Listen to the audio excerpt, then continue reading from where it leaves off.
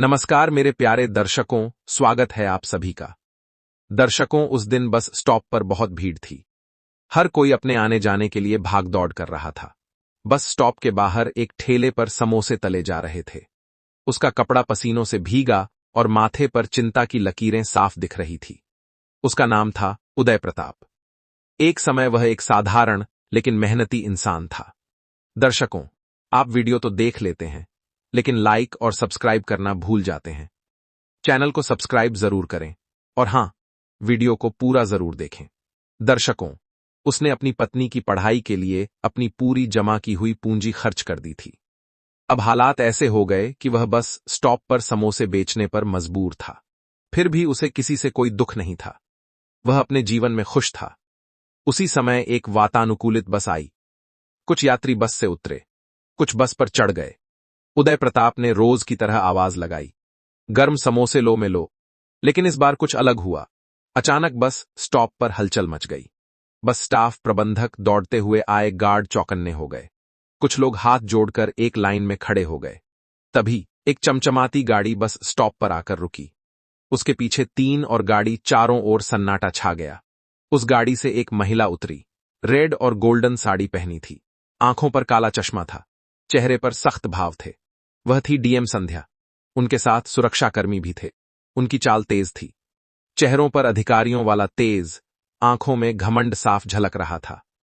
वह आगे बढ़ती रही, जैसे किसी को देखना या पहचानना उनके हैसियत के खिलाफ हो। लेकिन ठेले के पीछे खड़ा उदय प्रताप उन्हें देखता रह गया। कुछ पल के लिए उसका हाथ रुक गया। संध्या ने एक बार पीछे मुड़कर देखा। उसकी नजर उदय प्रताप से मिली। एक पल ऐसा लगा जैसे समय रुक गया हो। फिर संध्या बिना कुछ कहे आगे बढ़ गई, जैसे उन्होंने उदय प्रताप को पहचाना ही ना हो। उदय प्रताप वहीं खड़ा रह गया। वह कुछ कह नहीं सका, ना ही कुछ कर सका।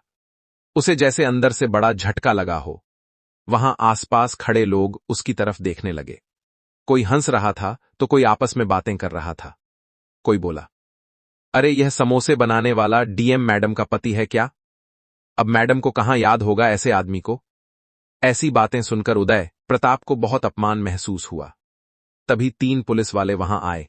एक ने पास आकर पूछा, तू ही उदय प्रताप है? उदय प्रताप ने धीरे से हां बोला। तो पुलिस वाले बोले, चुपचाप चल, तेरे खिलाफ शिकायत आई है।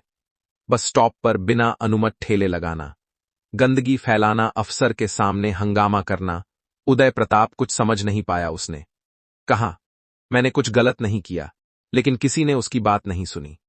पुलिस वाले ने उसे पकड़कर थाने ले गए। थाने में उसे बिठा दिया गया।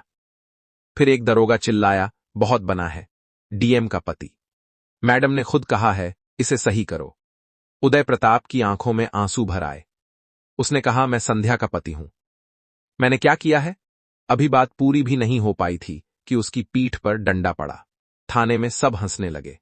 कोई बोला, अरे सुनो, समोसे वाला कह रहा है वो डीएम का पति है। अब सभी उसका मजाक उड़ाने लगे। किसी ने कहा, अपनी शक्ल देखी है तो डीएम का पति, ये तो हद हो गई। गालियां, मारपीट, सब कुछ एक साथ चल रहा था। लेकिन उदय प्रताप चुप था। अब उसकी आंखों में आंसू नहीं थे, बस एक चुप्पी थी जिसमें दर्द, अपमान और अंदर ही अंदर जलता हुआ गुस्सा था। दूसरे दिन सुबह बिना कोई केस दर्ज किए उसे छोड़ दिया गया। उदय प्रताप सीधा डीएम ऑफिस पहुंचा। गेट पर सुरक्षा गार्ड उदय प्रताप ने कहा, मैं संध्या से मिलना चाहता हूं, वह मेरी पत्नी है। गार्ड हंसकर बोले, फिर आ गया। अभी कल ही तुझे समझाया था, यहां मजाक नहीं चलता। तभी एक अधिकारी बाहर आया। उसने उदय प्रताप की हालत देखी और गुस्से से बोला, इसे यहां से भगा दो। इसकी हिम्मत तो देखो। कौन संध्या, कौन पति? गार्ड ने उदय प्रताप को धक्का मारकर बाहर भगा दिया। लेकिन इस बार उदय प्रताप चुप नहीं बैठा। उसने एक आरटीआई का फॉर्म भरा। उसने पहला बिंदु लिखा, क्या डीएम मैडम संध्या शादीशुदा हैं? अगर हां, तो उनके पति का नाम क्या है? कुछ दिन में यह पत्र संध्या के ऑफिस पहुंच गया। एक अफसर उनके पास गया और बोला, मैडम यह आरटीआई आया है, इसका जवाब देना होगा। संध्या ने फॉर्म देखा, पढ़ा और गुस्से में उसे फाड़ दिया। वह बोली, जिसने यह भेजा है उसे ठीक से सबक सिखाओ, यह बात बाहर नहीं जानी चाहिए। अफसर डर कर बोला, लेकिन मैडम, यह कानून के हिसाब से जरूरी है, आपको जवाब देना पड़ेगा। वरना मामला कोर्ट जा सकता है। संध्या बोली, तो क्या हुआ? जाने दो कोर्ट में, हम कोई जवाब नहीं देंगे। शांत रहो, मीडिया तक बात ना पहुंचे उससे पहले इस बात को दबा दो। लेकिन इस बार उदय प्रताप चुप नहीं रहा।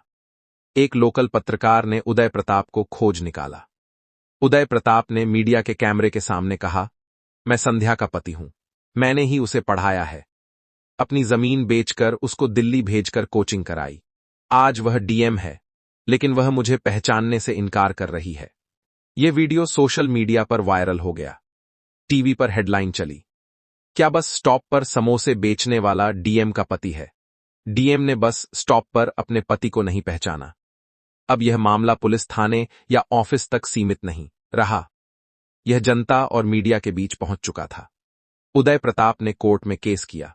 उसने कहा, मैं डीएम संध्या का पति हूं, मेरे पास साक्ष्य है, शादी का प्रमाण पत्र, फोटो, गवाह, सभी कागजात।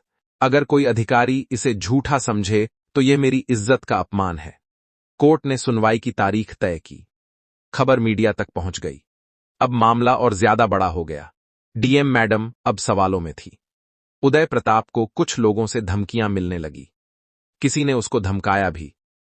फिर भी उसने किसी थाने में कोई शिकायत दर्ज नहीं कराई। वह केवल कोर्ट की तारीख का इंतजार करता रहा। अब उसका चेहरा आम आदमी का नहीं था, वह सच और हक की आवाज बन चुका था, जो किसी बड़े पद को हिला सकता था। पहली सुनवाई के दिन कोर्ट के अंदर बहुत भीड़ थी। संध्या की ओर से 4 वकील आए थे, सभी सूट बूट में, मोटी मोटी फाइल लेकर। उदय प्रताप अकेला था। उसके पास एक फाइल शादी की कुछ फोटो थी। जज ने पूछा, तुम किस हक से कह रहे हो कि तुम संध्या डीएम के पति हो? उदय प्रताप ने जज के सामने शादी की तस्वीर रख दी। फिर उसने दिखाया एक शादी का रजिस्ट्रेशन पेपर, गांव के सरपंच का सर्टिफिकेट, एक चिट्ठी जो संध्या ने दिल्ली से कोचिंग के समय लिखी थी। उदय प्रताप, अगर मैं कुछ बन पाई तो वह सिर्फ तुम्हारी वजह से। संध्या के वकीलों ने इन सबूतों को गलत साबित करने की कोशिश की। उन्होंने कहा, यह सब नकली हो सकते हैं। अगर शादी हुई भी थी तो यह आदमी संध्या का पति नहीं, कोई जान पहचान वाला होगा। कोर्ट ने जब गवाह बुलाए, गवाह का सरपंच, उदय प्रताप के स्कूल टीचर, कोचिंग सेंटर के डायरेक्टर, सभी सच्चाई धीरे धीरे सामने आने लगी। सभी ने एक ही बात कही, संध्या और उदय प्रताप की शादी सच में हुई थी। पूरा गांव इसका गवाह है। उदय प्रताप की वह आदमी है जो संध्या की पढ़ाई के लिए अपना सब कुछ कुर्बान किया था। जज ने कुछ नहीं कहा, लेकिन उनके चेहरे पर परेशानी साफ नजर आई। उन्होंने सिर्फ अगली सुनवाई की तारीख तय की। अगली सुनवाई के दिन कोर्ट के बाहर मीडिया की भीड़ थी। जब संध्या सरकारी गाड़ी से उतरी तो मीडिया के कैमरे उन्हीं की तरफ घूम गए। उनके चेहरे पर उदासी साफ नजर आ रही थी। दूसरी ओर उदय प्रताप एक पुरानी शर्ट, घिसी हुई चप्पलों में कोर्ट के अंदर आया। उसके चेहरे पर कोई डर नहीं था, उसके कदम मजबूत थे। कोर्ट ने दोनों पक्षों से सवाल पूछे। संध्या ने फिर वही कहा, मैं उदय प्रताप को नहीं जानती। तभी उदय प्रताप ने अपनी जेब से एक पुरानी डायरी निकाली। उसमें संध्या की लिखी एक पत्र था।